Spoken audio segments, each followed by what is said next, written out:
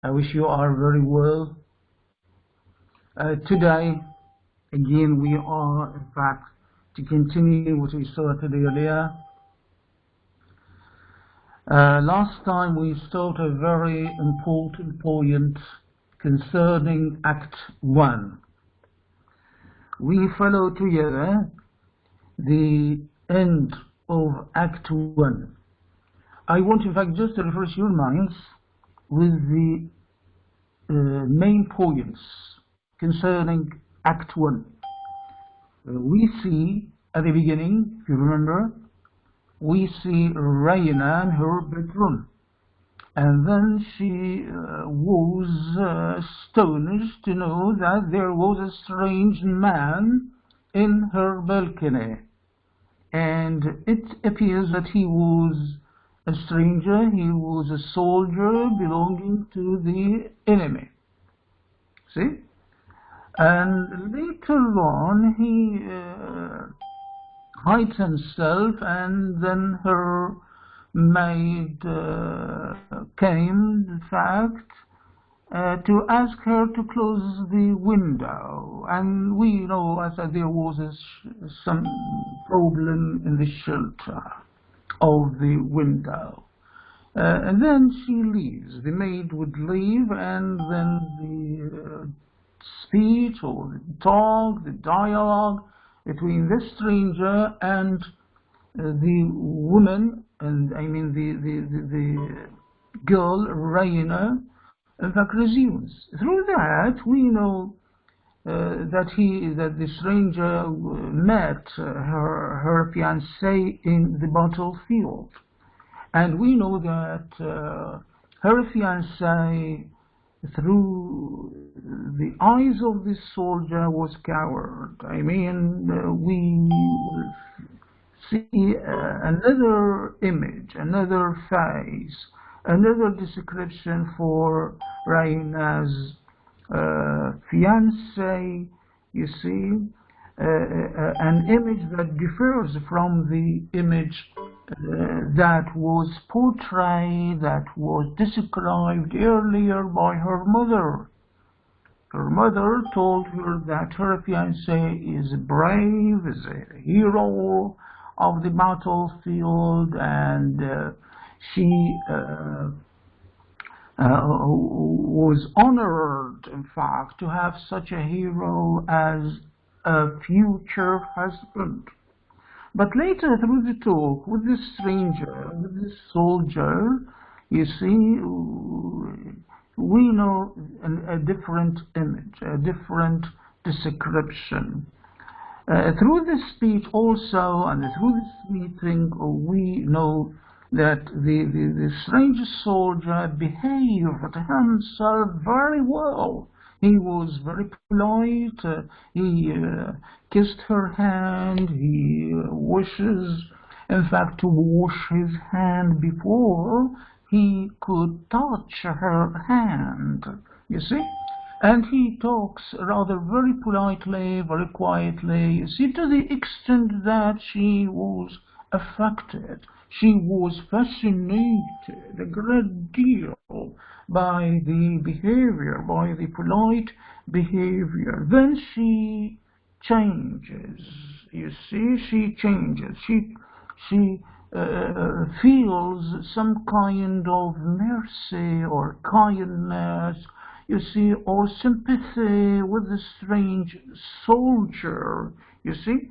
And when the regiment, the officers came, in fact, searching for any hiding soldier or deserters or escapists, you see, from war in this house, and then they came, the soldiers, they came, in fact, to the house, and they searched for, you see, anything in her balcony. She hides the man.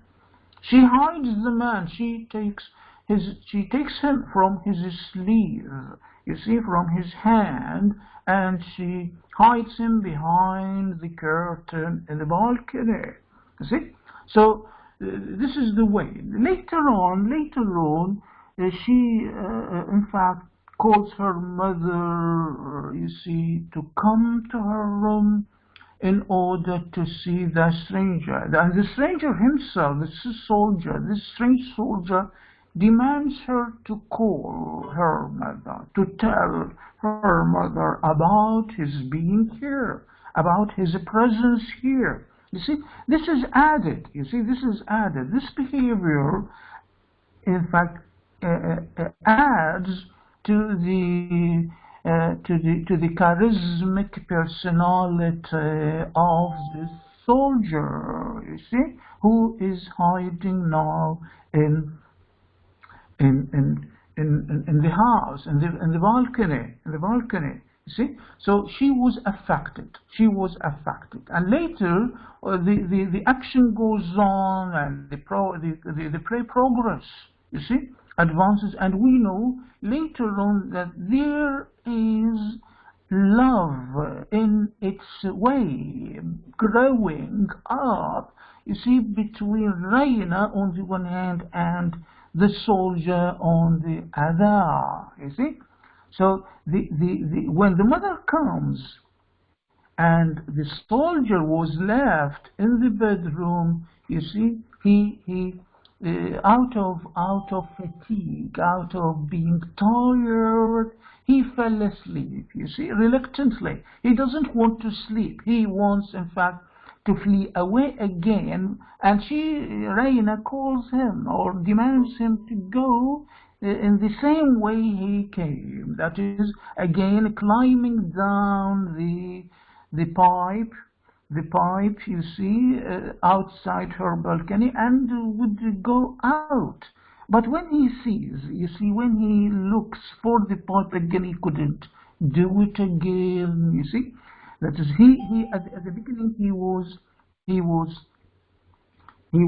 triggered, he was forced, he was obliged, in fact, to do so, to climb the pipe, you see, because of fear, because of see the danger ahead in the street. We know that there were soldiers, in fact, fighting, soldiers shooting in the streets, and there something like a festival.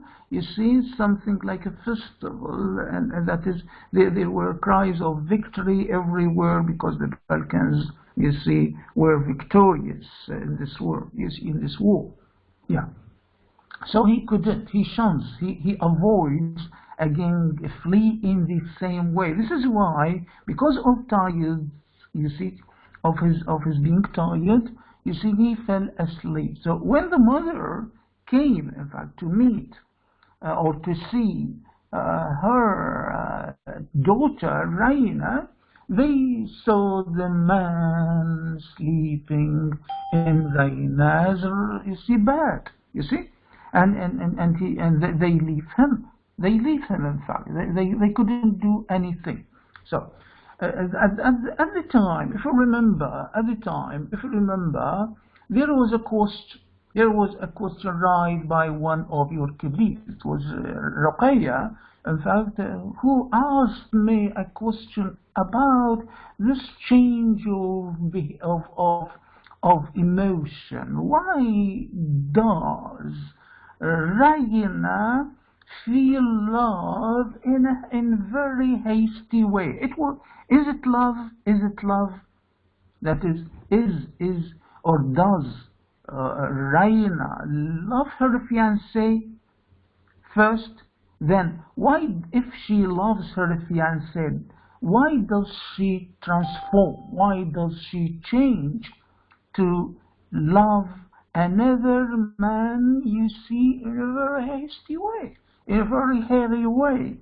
That is, their meeting, I mean, Raina meets the soldier rather few minutes, you see. That is very, very, very short time. It was the meeting, in fact, was very, very short, very short. So does this time or is this time, which is very short, Is it sufficient? Is it enough for a woman, for a girl, to leave her fiancé and love another? You see. So, in fact, my answer was that it was not love. I mean, Raina doesn't love her fiancé. She was forced, being, you see, being, you see, she belonged, she belongs to an Oriental family. This is why, you see, George Bernard Shaw selects his setting, his plot, his play to be here in an Oriental part of Europe. That is in here in Balkan. You see, and this means that it is an Oriental society. That is, the family belongs or lives or pertains to an Oriental society. And at that time, if you know something about history, girls were obliged or forced, in fact, to select or to get married, you see, by the conditions dictated by their families. You see, I mean, the man, the fiancé, so-called, you see, was not her own choice. She was obliged, or she was forced, or she was recommended to have this man in particular. Yeah. So this is why later on, when she was confronted with another man, you see, and she talked with him, she feels sympathy, she immediately feels, you see, in love with them, and then they will get married at the end. So this is the beginning.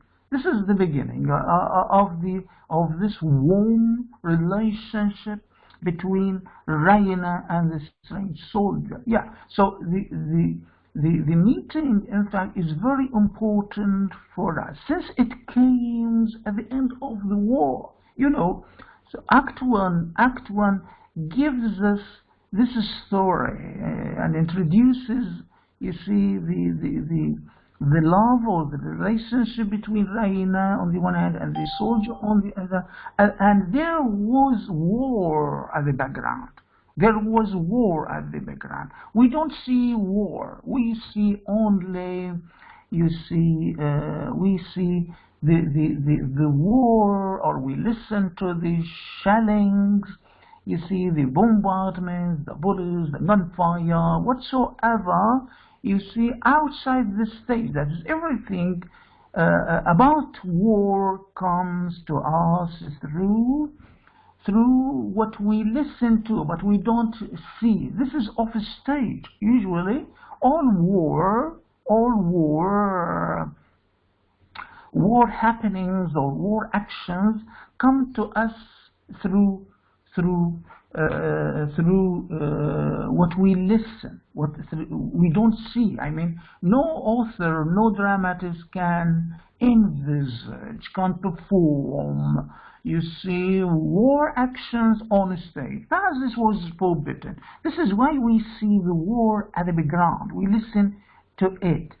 So it happens that this war ends, you see, and there was a loser and there was a winner. You see, it happens that this place, this house in which Raina lives and in which the strange soldier finds himself here, you see, were the triumphant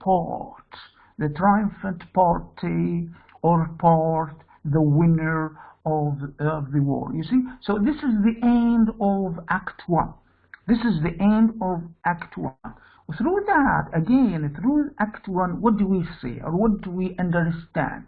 We understand that Raina belongs to an aristocratic family. You see, I mean, and the family was not aristocratic by origin. You see, but they were rich. The family and the father, you see, those people who live here, you see, on the verge of the war, on the borderline, you see, in this city far away from the capital, you see, we understand that the family is well-to-do, is rich, bourgeois perhaps, and in fact newly rich. You see, and we feel that the family members, the father, the mother, you see, everything about everyone about this, about the family, you see, feel that they are proud of being rich. You see, and they are proud of having a library. What does this mean? This means that Raina and the family again is proud of being rich and of having a library, just to refer, just to indicate that they are well cultured also, that they will learn, they know, that they know culture, they know a lot of things, they know, you see, books, they know Pushkin, they know novels, they know reading books, and you see, and also they attend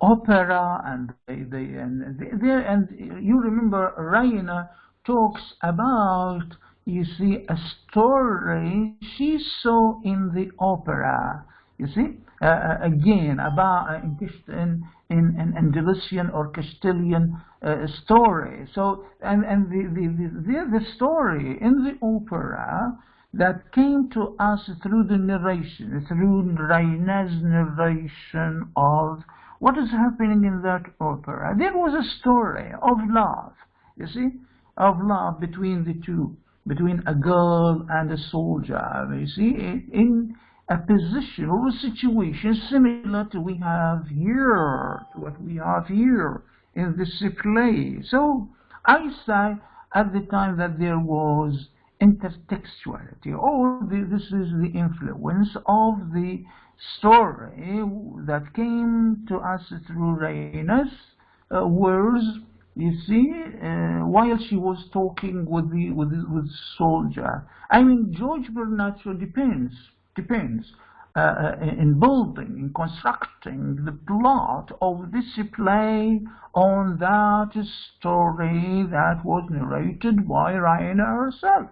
So we know now, we know a lot of things, that also we know that the soldier belongs to aristocratic family, and he or his father has 6 hotels, you see, and a ranch, or perhaps a very big farm. And he was a merchant. He was a merchant, but at the same time he ran out of ammunition. He didn't participate in killing anybody, although he was a soldier, you see, by uniform, but he didn't participate really in war. He didn't kill, you see. And when Raina asked him about his ammunition, about pistol, about the gun he bears in his hand, and he was threatening Raina with, he says that he ran out of ammunition. He has no ammunition in his pocket, and instead he has chocolate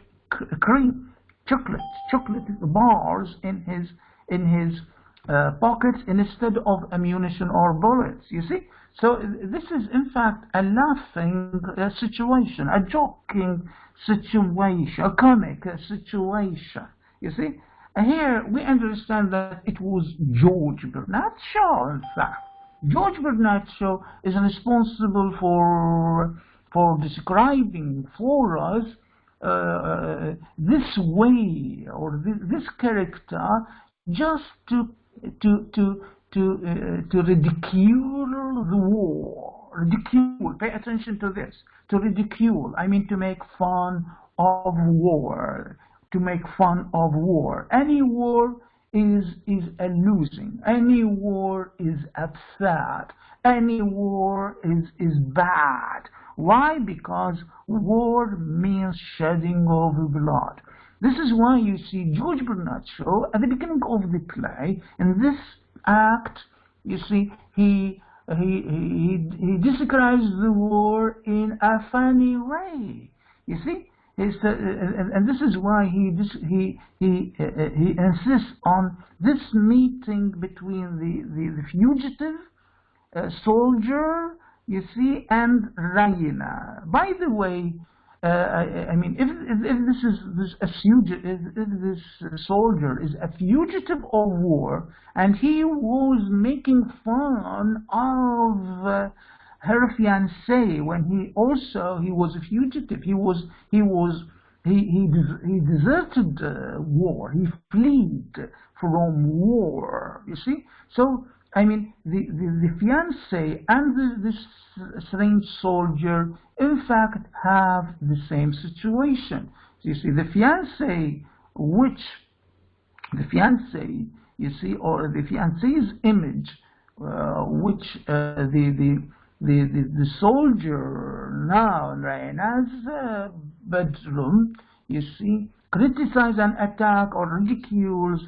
He himself, you see, has the same situation. So this is a comic. This is a comedy.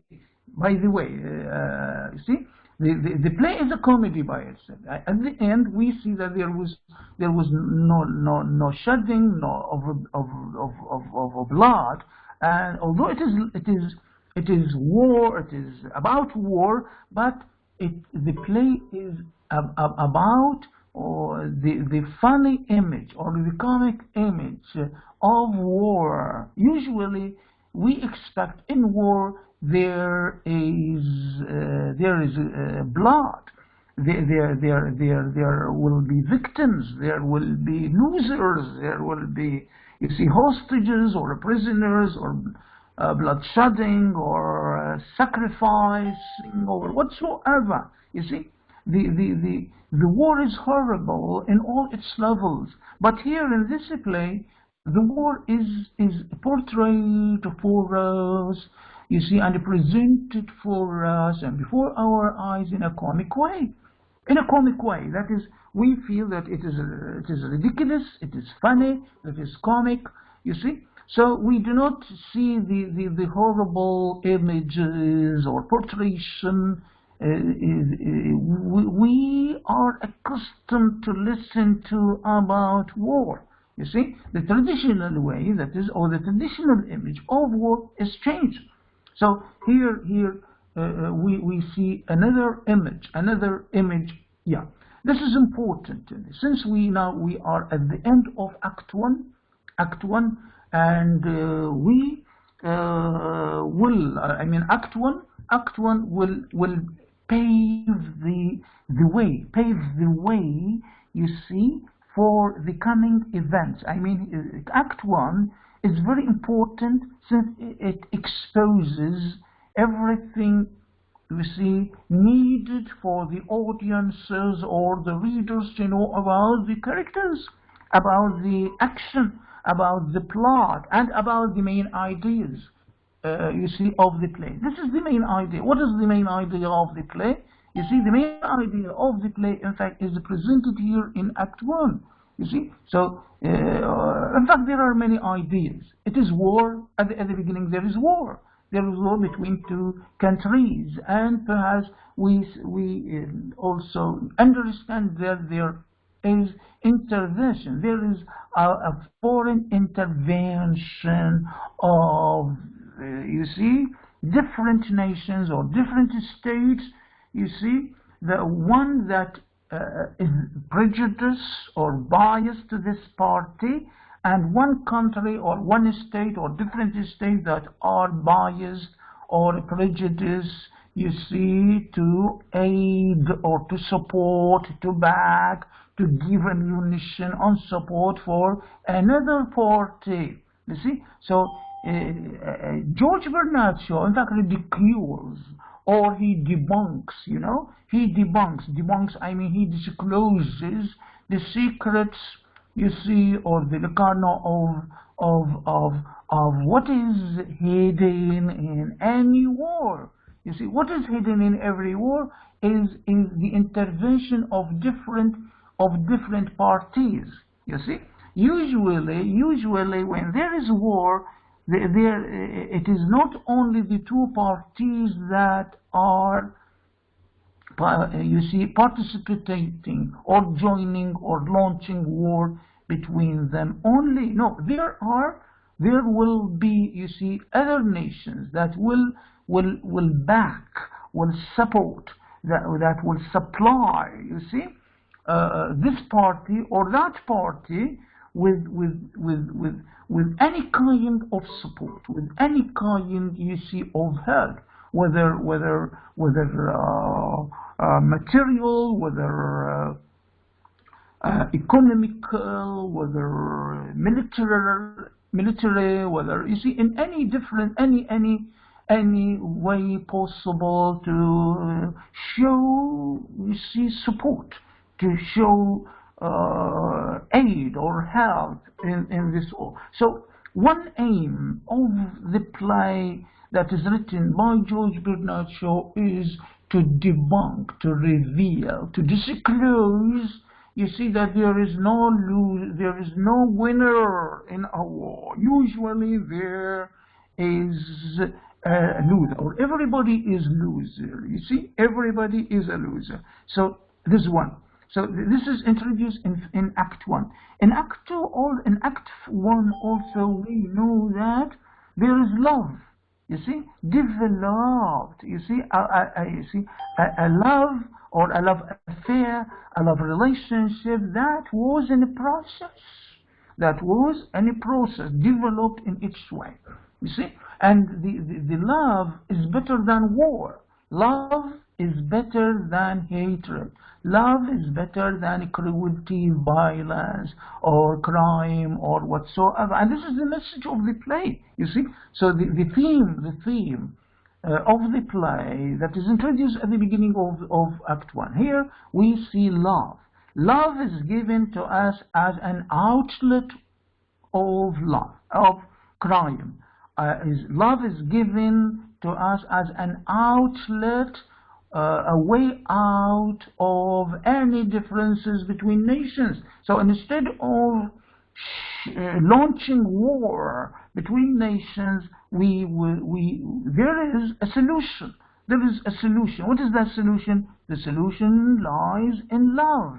You see, so this is message. This is the message of the play that is introduced at the beginning of Act 1, or throughout Act 1. We listen to this theme, performed, the theme that is on a stage, or performed, that is described, you see, in or embodied in characterization, is embodied in form of action, in form of characterization, in form of the themes, you see.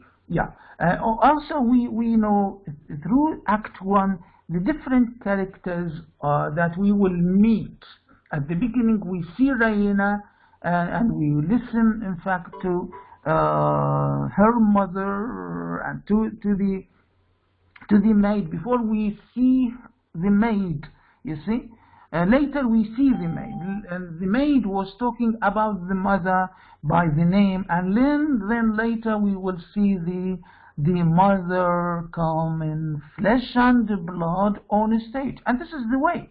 Usually George Bernard Shaw follows, in fact, the traditional way, or the classic way, in writing plays, and this is done by Shakespeare and by any other, you see, dramatist. That is, we listen to a character's name, through the speech of one character that was already on the stage, and later we see this character coming, you see, on the stage and in person, in the flesh and the blood. You see, this is the way. I mean, the characters usually are presented before us. They are presented before us and to the audiences as well as to readers in this way. So this is done in Act 1. In Act 1, we see all the characters. We listen also to the name of the fiancé. Later, we will see the fiancé.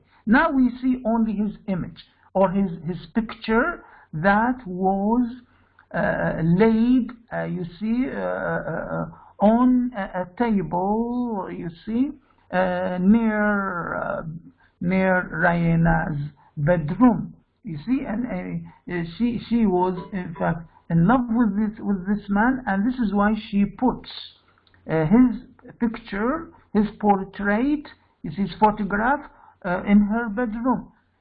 Later on in Act 2, we will see the man, we will see the fiancé, you see, in flesh and blood, in person. We will see him, and we will listen to the man, you see, talking with his fiancée, and also we will justify, we will give justifications or excuses for Rayana not to love this man. You see, in fact, one of your colleagues, I say, Ruqayya, in fact, asked this question: is it love? I mean, does Raina love her fiancé really, or she fakes and she pretends? No, she doesn't pretend. She doesn't, in fact, fake. But in fact, there is no love. There is no love.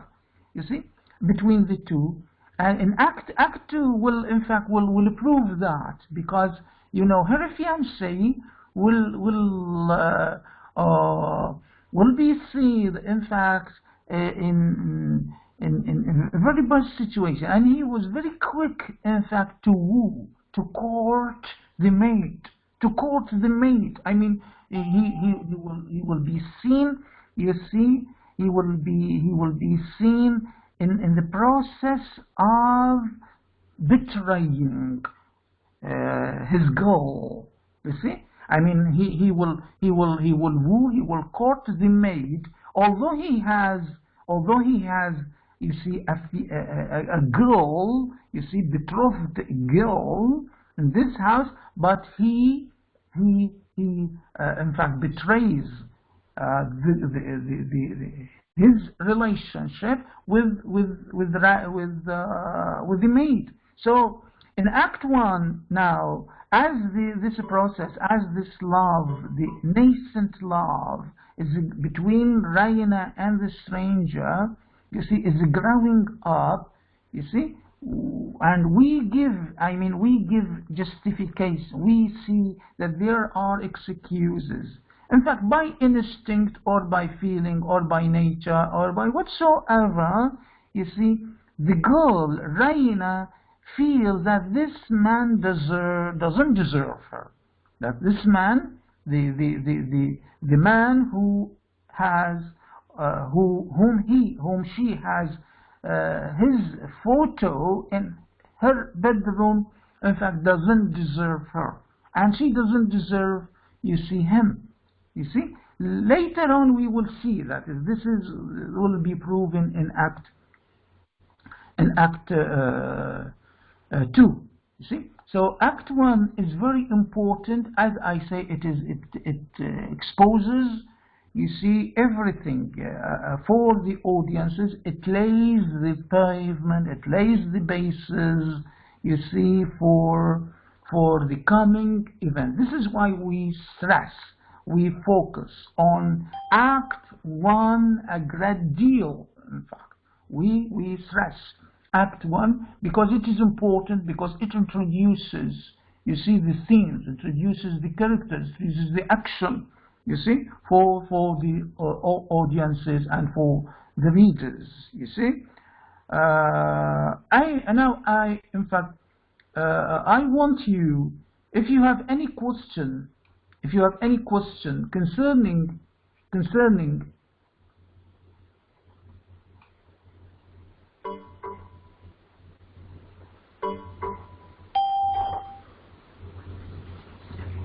yes.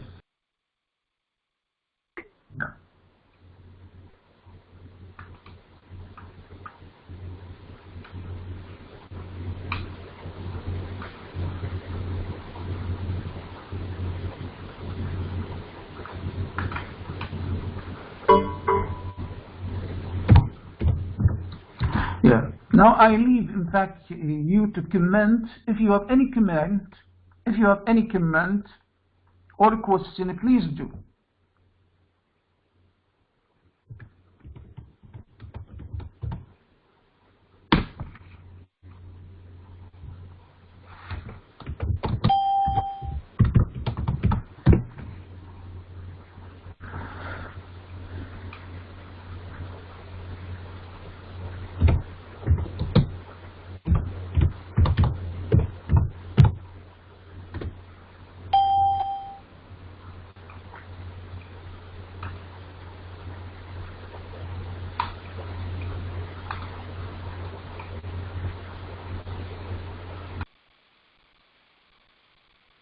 Okay.